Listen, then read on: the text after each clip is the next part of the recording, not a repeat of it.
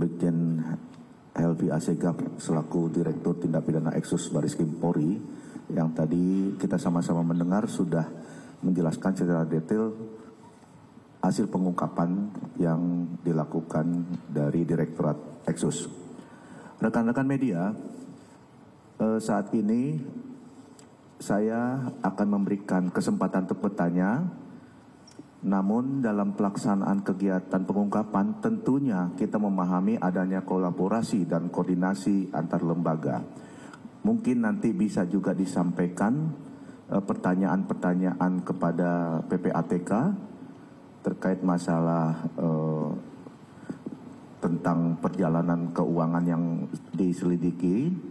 Kemudian dari Jaksa Agung yang selama ini masih tetap berkoordinasi dengan pihak Bareskrim. Untuk itu silakan, nanti ada beberapa pertanyaan yang diarahkan kepada ketiga narasumber yang di depan kami ini. Saya kasih kesempatan untuk tiga dulu ya. Yang satu, dua, kemudian tiga ya. Iya, sebutkan nama dan dari media mana. Terima kasih. Ya, perkenalkan saya Taufik dari CNN, mau bertanya terkait kasus ini. Ada beberapa hal yang menjadi pertanyaan. Yang pertama itu kan tadi kan disebutkan bahwa ini kan menyasar rekening dorman gitu. Dan tadi Pak Dir sempat menyebutkan bahwa ini dilakukan transaksi sekitar 42 kali dalam waktu 17 menit.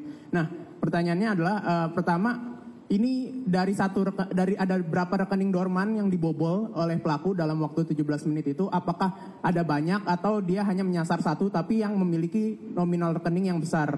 Itu pertama. Yang kedua itu kan ini kan disebutkan bahwa ini juga terkait dengan sindikat kemarin yang ada di Polda Metro Jaya. Nah, apakah ini emang baru dilakukan atau sebelum-sebelumnya juga ada, dan kenapa maksudnya modus seperti ini tuh jadi tren baru gitu, pembobolan rekening dorman gitu. Terus itu dulu.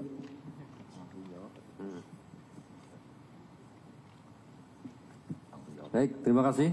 Langsung kami jawab aja, Mas Taufik. Yang pertama kami sampaikan bahwa uang tersebut berasal dari satu rekening dorman. Ya. Kemudian terkait dengan sindikat yang kami tangani ini memang berkaitan dengan yang ada di Polda Metro, dan kebetulan laporannya awal ada LP di sini. Ya, kemudian kita melakukan pencarian, namun ternyata begitu ada kejadian di Polda Metro,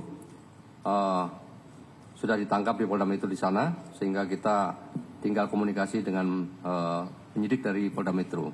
Untuk perkara ini ada beberapa yang dalam proses dan saat ini dalam proses penyidikan. Nanti tentunya akan kita informasikan lebih lanjut.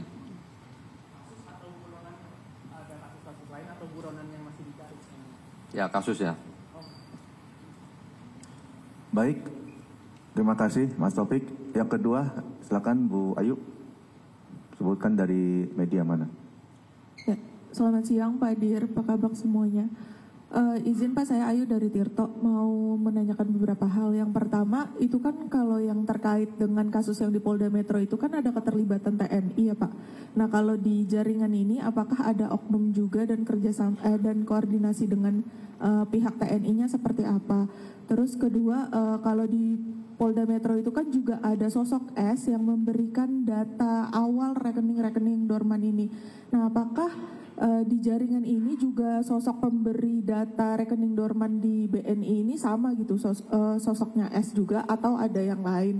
Terus satu lagi, mereka ini sebelum dari rencana BNI dan BRI ini, apakah ada rencana sebelumnya, misalkan ada target bank-bank lain gitu, atau memang sebelumnya mereka juga udah pernah melakukan hal yang serupa? Terima kasih. Baik, terima kasih. Untuk perkara di kita masih dalam pendalaman. Nanti kalau ada informasi lebih lanjut keterlibatan pihak-pihak yang lain akan kita informasikan. Kemudian pemberi informasi rekening dorman tadi di Polda Metro tadi diinformasikan inisial S ya. Untuk di kita inisial D yang saat ini dalam proses pencarian. Terkait dengan masalah rencana ini sedang terus kita komunikasikan dengan penyidik Polda Metro untuk mendapatkan fakta. Nanti akan kita informasikan lebih lanjut. Terima kasih. Baik, pertanyaan yang ketiga, silakan. Sebutkan nama dan dari medianya ya. Cek. Selamat siang Pak Dir dan Pak Kabak. Izin saya Irfan dari IDN Times. Melengkapi pertanyaan teman-teman yang sudah diutarakan tadi. Ada kemungkinan mungkin ini ya, kasus ini kan lebih dari satu kali dilakukan oleh sindikat. Tapi saya ingin bertanya terkait dengan 204M ini, rencananya pembagian keuntungannya bagaimana dari mastermind-nya sendiri gitu. Kan pasti dia yang mengatur berapanya kepada pihak-pihak tertentu. Dari 9 tersangka ini berapa sih keuntungan mereka dan kacapnya ini dapat berapa dari 204 miliar yang direncanakan? Terima kasih. Baik, terima kasih. Jadi kita sedang melakukan pendalaman dengan tindak lanjut kita, yaitu konfrontasi nanti dengan seluruh tersangka. Ya, nanti hasilnya akan kita informasikan lebih lanjut kepada teman-teman media. Karena ini perlu fakta ya, bukan hanya sekedar informasi saja, tapi harus kita buktikan karena uang itu belum sempat berpindah. Jadi sudah berpindah, kita amankan, belum sempat dinikmati oleh mereka. Gitu ya. Dengan cepat kita melakukan pemblokiran sehingga mereka belum sempat mencairkan uang tersebut. Ada sebagian yang sudah dicairkan, langsung kita amankan juga. Baik, sebelum kita melangkah ke sesi kedua, mungkin dari Sekretaris Utama PPATK, Bapak Irjen Pol Albert Sianipar, bisa menambahkan dari pertanyaan-pertanyaan yang disampaikan oleh media tadi. Kami persilakan.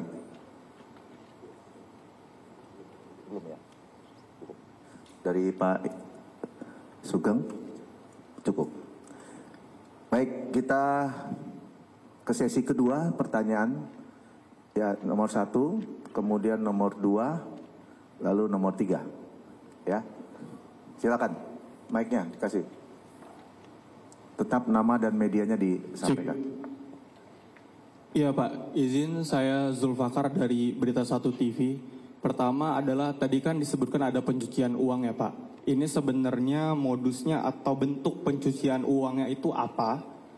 Dan pertanyaan kedua, selain pengungkapan hari ini sebenarnya akan ada rencananya dari para pelaku ini tindak pidana khusus lainnya seperti apakah dana ini akan digunakan sebagai untuk judi online atau dana narkotika. Tadi kan sempat juga dicairkan beberapa dana ya Pak. Sebenarnya diperuntukkan niat awalnya untuk apa sih Pak dari para pelaku ini? Terima kasih.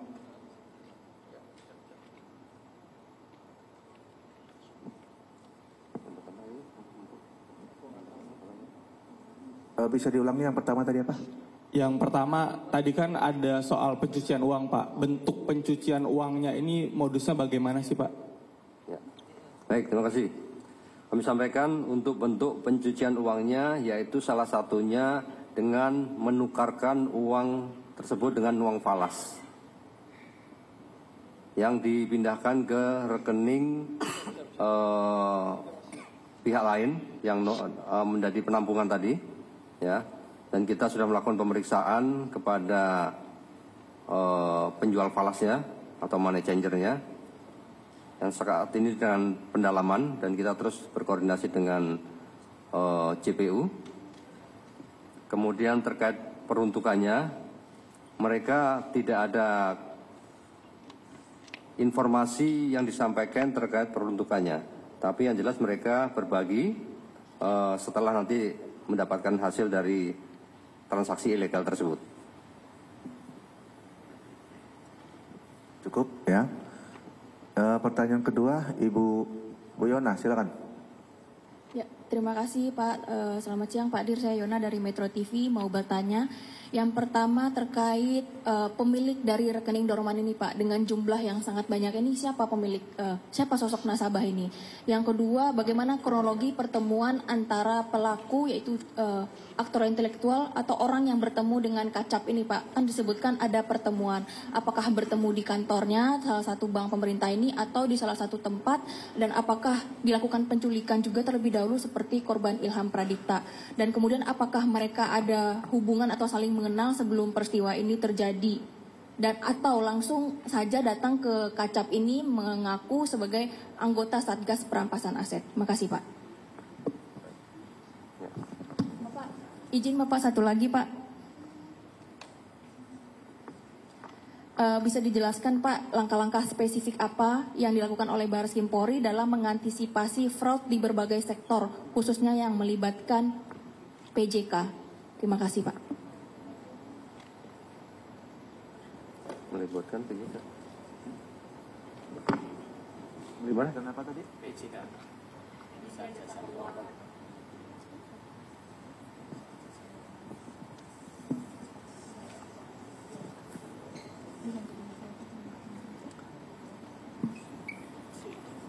Baik,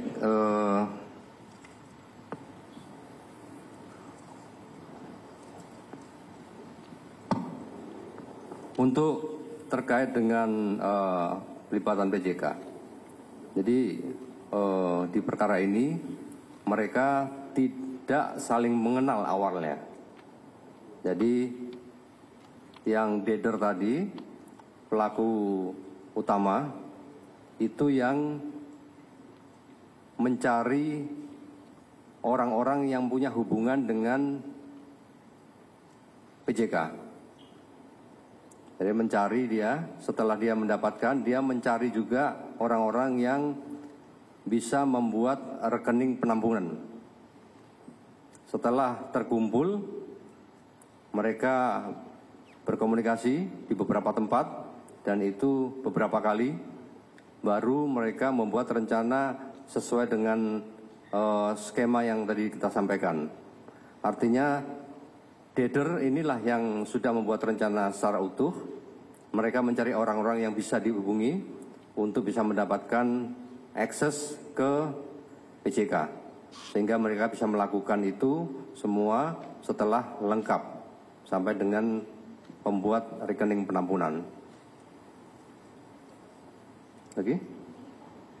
Oh, untuk pemilik rekening tersebut inisialnya S.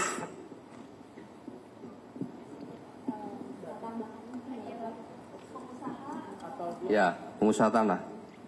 Dia di rekening di tempat kepala cabang itu membuat rekening atau seperti apa Pak sampai datanya itu bisa ketahuan? Maksudnya nasabahnya si kepala cabang itu atau dia sebenarnya dari Kacap yang lainnya sebenarnya datanya? Ya, itu yang kita sedang cari, yang tadi saya sampaikan si D tadi.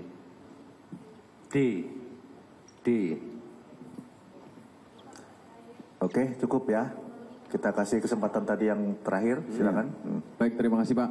Saya Hamam dari Tempo. Ingin tanya Pak untuk Pak Dir.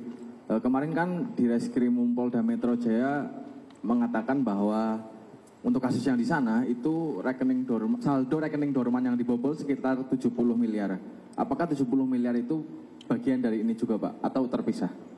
Yang kedua adalah tadi Pak Dir bilang mereka ini mengaku sebagai Satgas Perampasan Aset. Nah, mereka saat menjalankan modusnya itu mengaku atau Satgas ini kan biasanya identik dengan lembaga tertentu ya Pak, dari kementerian kah atau dari instansi seperti Polri atau TNI gitu. Ini melekat kemana atau kejaksaan misalkan ya, melekat kemana? Mereka mengenalkan diri dari mana? Kemudian selanjutnya tadi Pak untuk sosok D yang masih menjadi buronan itu apa tadi? Peran dia seperti apa sih Pak? Itu sebagai mastermind. Satu lagi Pak, ini kan presiden yang cukup berbahaya Pak ya, pembobolan rekening.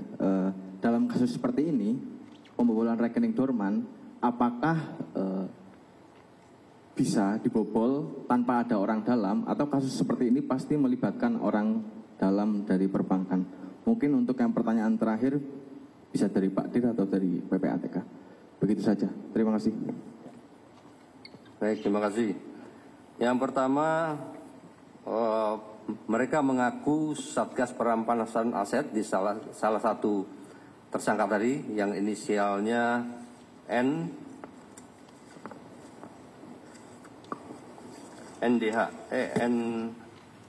NAT. Ya, itu mengaku dari salah satu lembaga dengan membuat ID card salah satu lembaga di pemerintahan kita. Kementeriankah atau apa, Pak? Ya, kementerian. Sehingga mereka bisa meyakinkan orang-orang yang direkrut tadi untuk bisa membantu. Dan barang bukti itu sudah kita sita juga. Kemudian yang kedua, sosok D ini perannya sebagai pemberi informasi rekening dorman yang akan menjadi target. Artinya orang internal perbankan ya, Pak? D? Bukan. Oh, bukan. Ya, nanti kita dalami lebih lanjut, kita informasikan. Yang ketiga, pembobolan apa harus dengan orang dalam. Pembobolan bisa menggunakan cara-cara yang konvensional yang tadi sampaikan, harus melalui pihak PJK atau oknum PJK. Bisa juga dengan illegal access melalui hacker. Ya, dan itu kan sudah beberapa kali kita lihat ada perkara yang seperti itu. Cukup ya? Oh iya, Pak. Tadi berarti yang 70 miliar itu beda ya, Pak? Ya, terpisah. Terpisah, oke. Tidak, di luar yang ini. Oke, cukup ya. Baik, ada yang mau ditanyakan lagi? Kalau tidak ada, berkenan dari Bapak Albert Sianipar, mungkin ada penyampaian bagaimana